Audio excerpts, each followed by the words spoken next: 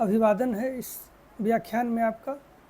इसमें हम लोग ग्रीन हाउस इफ़ेक्ट या हरित गृह प्रभाव के विषय में चर्चा करेंगे। जैसा कि हम लोग जानते हैं कि पृथ्वी पर ऊष्मा का एकमात्र जो स्रोत है वो सूर्य है। पृथ्वी पर सभी प्रकार की भौतिक और प्राकृतिक क्रियाएं जैसे हवा का बहना, मानसून की सक्रियता, वर्षा, सागरीय एवं महासागरीय धाराएं, लहरें, चक्रवात, हिमनद, नदियों में जल का प्रवाह, सभी प्रकार के जीवन का संचालन के पीछे सूर्य की ऊर्जा ही कार्य करती है। तो ये बहुत ही महत्वपूर्ण है। इसी में हम जानने का प्रयास करेंगे कि हरित गृह या ग्रीन हाउस क्या है। तो जो देश हाई लैटिट्यूड्स पे हैं, लगभग 66-60 अक्षांश से और उत्तर, वहाँ साल भर वर्ष के 9-10 महीने बर्फ़ पड़ती है, तापमान शून्य या शून्य से नीचे रहता है। ऐसे देशों में भोजन के लिए हरी सब्जियां और फलों का उत्पादन या अन्न का उत्पादन संभव नहीं होता है। ऐसे देश के नागरिकों ने अपने अनुभवों से देखा कि यदि घरों में कांच का प्रयोग किया जाता है तो वो सूर्य की ऊष्मा को, प्रकाश की ऊष्मा को अंदर तो आने देता है लेकिन बाहर जाने से रोकता है।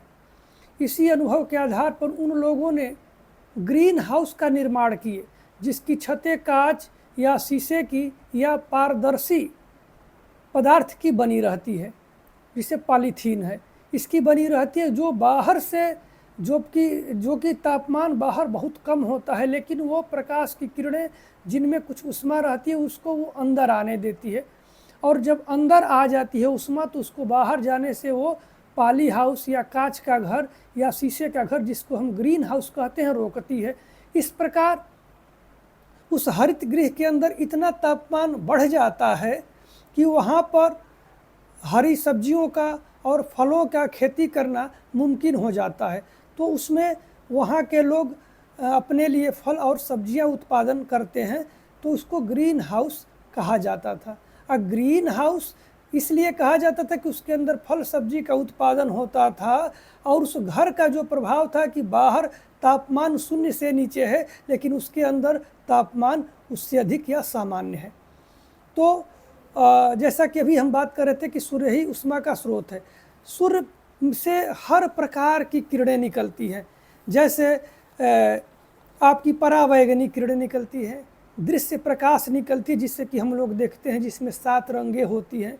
इसके बाद अवरक्त किरणें होती हैं, फिर दीर्घ किरणें भी होती हैं, और ये सारी की सारी जब पृथ्वी की ओर आती हैं तो उसका एक बड़ा भाग, लगभग 49%, तो परावर्तन एवं विकिरण के द्वारा और वायुमंडल द्वारा अवशोषित हो जाता है। बाकी का जो 51% भाग है वही पृथ्वी के पास आता है, और जो पृथ्वी पर आता है तो पृथ्वी का धरातल उसको एब्जॉर्ब करता है, अवशोषित करता है, और वापस उससे लंबी तरंग दैर्घ्य की ऊष्मा की जो तरंगें उत्सर्जित होती हैं उनको हम पार्थिव किरणें कहते हैं, और ये पार्थिव किरणें ही वायुमंडल को गर्म करती हैं, वायुमंडल द्वारा एब्जॉर्ब होती है। जब इस वायुमंडल में कुछ ऐसी गैसेज होती हैं जिनमें ये गुण होता है कि वो प्रकाश को अवशोषित करती हैं, जैसे वायुमंडल में कुछ गैसें कौन कौन सी? कार्बन डाइऑक्साइड एक सबसे प्रमुख गैस है जो ऊष्मा को अवशोषित करती है और बाहर जाने नहीं देती है। दूसरा मीथेन है, और तीसरा नाइट्रस ऑक्साइड है। इसके बाद कुछ मात्रा में ओजोन और जल वाष्प भी उसको अवशोषित करते हैं। कुछ फ्लोरिनेटेड गैसें हैं जैसे क्लोरोफ्लोरोकार्बन CFC, जिसका प्रयोग हम रेफ्रिजरेशन में करते हैं। हाइड्रोफ्लोरोकार्बन, इनका भी प्रयोग हम रेफ्रिजरेशन में करते हैं। इसके बाद नाइट्रोजन ट्राइफ्लोराइड और सल्फर हेक्साफ्लोराइड, ये गैसें हैं जो कि ऊष्मा को अवशोषित करती हैं और ऊष्मा को बाहर जाने नहीं देती है। तो जो ऊष्मा हमको सूर्य से प्राप्त होती है यदि उसका जितना हमको प्राप्त हुई उतना अगर हम पृथ्वी उसको बाहर उत्सर्जित नहीं कर देती है तो उष्मा का बजट बिगड़ता है, और जो उष्मा की मात्रा रह जाती है इस पृथ्वी पर वो पृथ्वी के तापमान बढ़ाने का काम करती है, जिसको हम ग्लोबल वार्मिंग कहते हैं। और इसी ग्लोबल वार्मिंग को हम ग्रीन हाउस इफेक्ट कहते हैं, क्योंकि ये भी तापमान पृथ्वी का बढ़ा रहा है।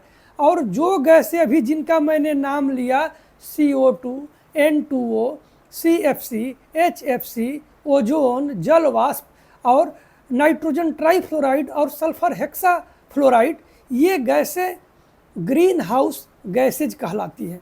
और इसके चलते ये पूरे पृथ्वी का जो उष्मा बजट है वो तो असंतुलित होता है, और इसके चलते व्यापक मौसम परिवर्तन होता है, जिसके चलते पूरे पृथ्वी का जो जैव मंडल है और जो लाइफ है बुरी तरह से प्रभावित होती है। नकारात्मक प्रभाव पड़ता है, दुष्प्रभाव पड़ता है। इससे ग्लेशियर पिघलने लगते हैं, नदियों में बाढ़ आ जाती है, और जब वर्षा का समय नहीं होता है तो नदियाँ सूख जाती है।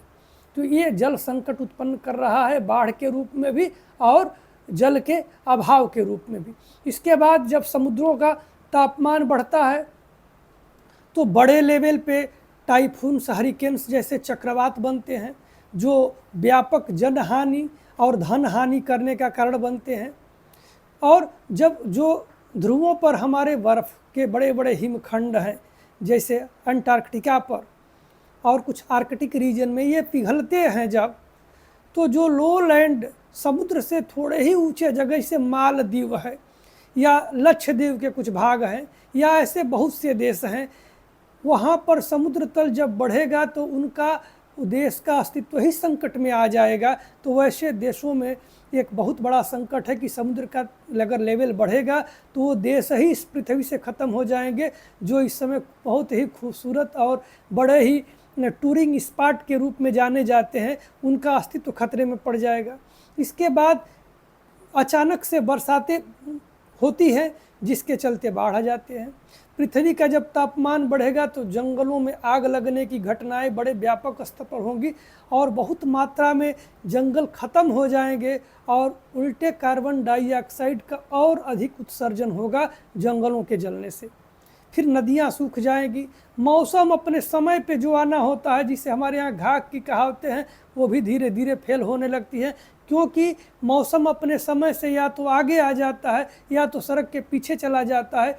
तो जो कृषि कार्य में लोग संलग्न हैं उनको बड़ा इसके लिए संकट का सामना करना पड़ता है, और ठीक ढंग से वो अपना खेती का काम नहीं कर पाते हैं, जिससे कृषि उत्पादन में कमी आती है। और ऐसे ही दुनिया का एक बड़ा पॉपुलेशन भूखमरी और कुपोषण का शिकार है, जिससे कि ये बड़ा ही उनके लिए और बड़ा संकट उत्पन्न हो जाता है वैश्विक स्तर पर। इसके बाद स्वास्थ्य संबंधी समस्याएं, कुछ स्वास्थ्य की बीमारियां, निर्जलीकरण जैसे कई ऐसे चीज़ें हैं जो सामने आएंगी और पूरी दुनिया को प्रभावित करेंगी। और ग्रीन हाउस का जो सबसे पहले नाम का प्रयोग किया था नील्स गुस्टफ एकहोम ने 1901 में प्रयोग किया था इसका। अब ग्रीन हाउस गैसेज आती कहाँ से हैं? तो जो फॉसिल्स फ्यूल्स हैं, जैसे डीजल, पेट्रोल, कोयला और जो प्राकृतिक गैस जिस पे हमारा भोजन बनता है, इनके जलने से सीधे कार्बन डाइऑक्साइड गैस निकलती है और कार्बन का उत्सर्जन होता है, जो कि सबसे बड़ा ग्रीन हाउस गैसों का सबसे बड़ा पार्ट है। इसके बाद कोयला के जलने से विद्युत उत्पादन हमारा बहुत ज़्यादा, लगभग 65% कोयले के द्वारा, थर्मल पावर के द्वारा उत्पन्न होता है। तो कोयला बड़ी मात्रा में जलाया जाता है उसके लिए, और उससे भी हमारा मतलब कार्बन डाइऑक्साइड और सल्फर डाइऑक्साइड गैसें निकलती हैं। फिर ट्रांसपोर्ट में ऑटोमोबाइल्स का बढ़ गया है, सबके पास निजी चलने के साधन हो गए हैं, इसके चलते भी व्यापक रूप से ग्रीन हाउस गैसेज का उत्पादन होता है। फिर जो उद्योग में बड़े पैमाने पे बिजली की आवश्यकता होती है, ऊर्जा की आवश्यकता होती है, इस ऊर्जा की पूर्ति भी कहीं ना कहीं से ग्रीन हाउस गैसेज को बढ़ाने के लिए जिम्मेदार है, क्योंकि फॉसिल्स फ्यूल से ही वो का ही प्रयोग करके वहाँ पर ऊर्जा उत्पादन किया जाता है। और फिर दलदली भूमि, धान के खेत और कोयले के खदानों से तमाम नीचे से मीथेन गैस भी निकलती है और हम औद्योगिक रूप से क्लोरोफ्लोरोकार्बन, हाइड्रोफ्लोरोकार्बन, नाइट्रोजन ट्राइफ्लोराइड और सल्फर नाइट्रोजन हेक्साफ्लोराइड जैसे गैसों का उत्पादन करते हैं विभिन्न कार्यों के लिए, मुख्य रूप से रेफ्रिजरेशन के लिए।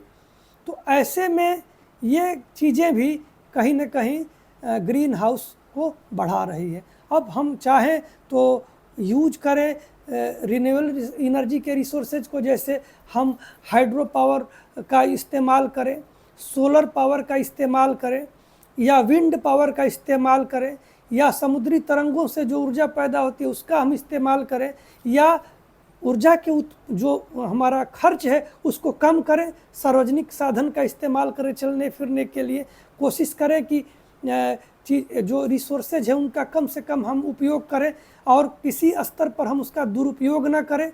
तो इस प्रकार के कुछ हमारे ऐसे गतिविधियों से हम ऊर्जा को बचाएंगे, और ये ऊर्जा को ही नहीं बचाएंगे बल्कि ग्रीन हाउस गैसेज के उत्पादन को भी हम रोकते हैं। और कुल मिलाकर के पृथ्वी पर जो ग्लोबल वार्मिंग के चलते क्लाइमेट चेंज के जो दुष्प्रभाव हैं उसको भी बचाने में हम अपना योगदान देते हैं। तो सभी लोगों को green house gases, green house effect और ग्रीन हाउस इफेक्ट के क्या दुष्परिणाम हैं और किन के चलते ग्रीन हाउस गैसेज पैदा होती हैं और इन ग्रीन हाउस के इफेक्ट से हम कैसे बच सकते हैं, इसके बारे में सभी लोगों को अवेयर होने की ज़रूरत है, जागरूक होने के लिए ज़रूरत होती है। धन्यवाद। इस वीडियो में बस इतना ही।